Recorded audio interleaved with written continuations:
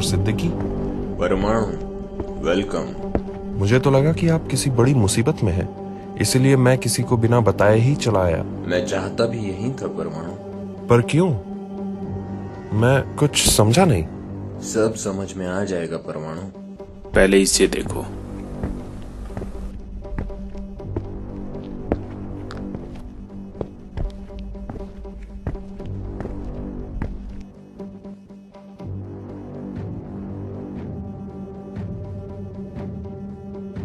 ये क्या है डॉक्टर सिद्दीकी? ये जड़ है, सारे फसाद की जड़ परमाणु। फसाद? कैसा फसाद? मेरे हिसाब से तो पूरी दुनिया में शांति छाई हुई है। ये तूफान से पहले की शांति है परमाणु। इससे पहले कि दुनिया में उथल पुथल मचे, हमें इसकी सुरक्षा बढ़ानी होगी। अगर ये इतना ही इम्पोर्टेंट है तो आप सीएम या पीएम से बात करिए, उनसे सिक्योरिटी की डिमांड करिए। आखिर आप देश के जाने माने साइंटिस्ट हैं, आपकी बात कौन नकार सकता है? इतिहास गवाह है, जिस देश के पास बहुमूल्य चीजें होती हैं, सबसे ज्यादा खतरा उसी को होता है। कुवैत, ईरान, इराक, ऐसे कई देश हैं जो केवल इसी का खामियाजा भुगत रहे हैं। जस्ट इमेजिन, जिस दिन इस छोटी सी चीज की अपारता का लोगों को पता चलेगा, सोचो क्या हश्र होगा। दोस्त भी दुश्मन बन जाएंगे, दुश्मन पूरी ताकत लगा देंगे इसे हासिल करने के लिए। अगर ये इतना पावरफुल है तो इसे बेहद ही सुरक्षित रखना होगा। सुरक्षित नहीं, अनजान। Access granted. इसे अनजान रखना होगा परमाणु, और उसकी जिम्मेदारी मैं तुम्हें सौंपता हूं। पर यहाँ भी ये किसी अनजान वस्तु की तरह ही है। नहीं, कुछ दिन से मुझे ऐसा आभास हो रहा है परमाणु कि कोई मेरे और मेरे इस लैब पे लगातार नजर रखे हुए हैं। और कुछ दिन पहले तो मेरे घर पे एक अज्ञात लेटर आया था।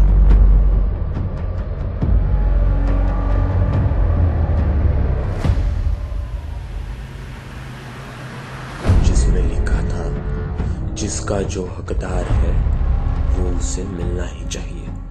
मास्टर जी, एक बार तो मुझे लगा कि ये कोई मजाक है, पर कुछ दिनों के बाद मुझे वैसा ही एक लेटर मिला।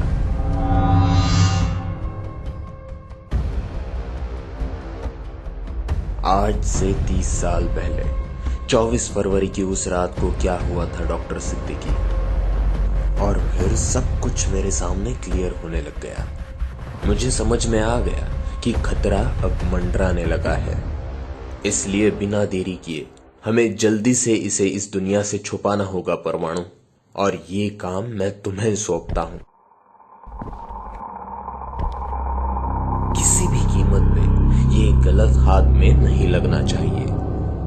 आप अगर इतना भरोसा मुझ पर कर रहे हैं तब आप निश्चिंत रहें, पर मुझे इसके पीछे का राज जानना है। समय आने पर मैं सब कुछ बता दूंगा परमाणु। फिलहाल हमें ये काम जल्दी से जल्दी निपटाना होगा।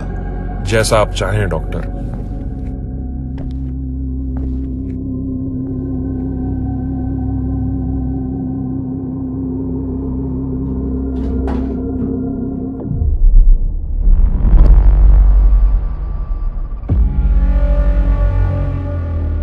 थैंक यू परमाणु। ये तो वही। नो!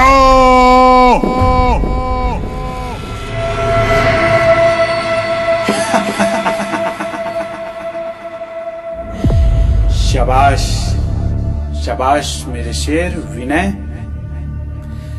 अब बस चंद घंटों का सफर।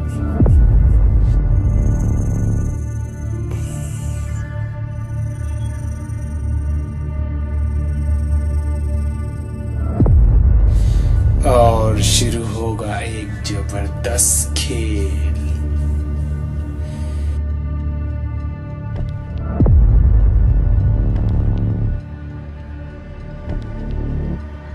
उम्मीद है प्रोफेसर के अलावा इसके बारे में किसी और को पता नहीं चला होगा।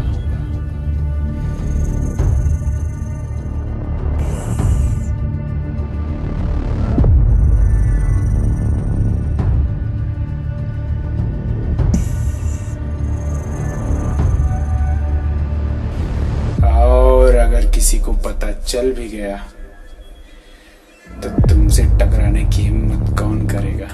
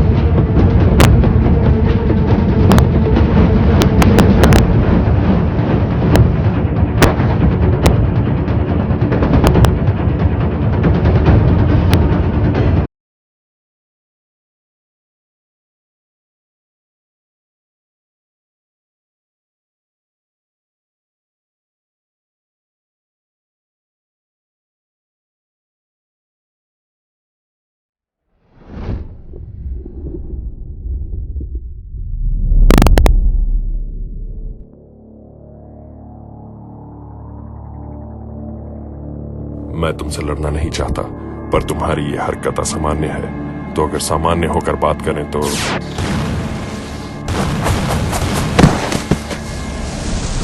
ओह परमाणु, तुम तो मेरी बात सुनने तक को तैयार नहीं हो रहे हो।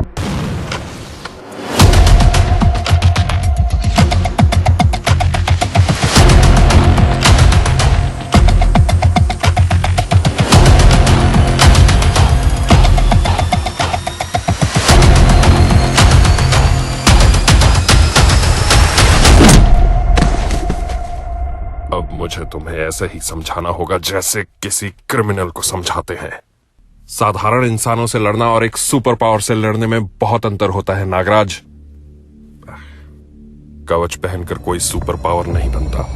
ले आज मैं तेरा वहम निकाल ही देता हूं।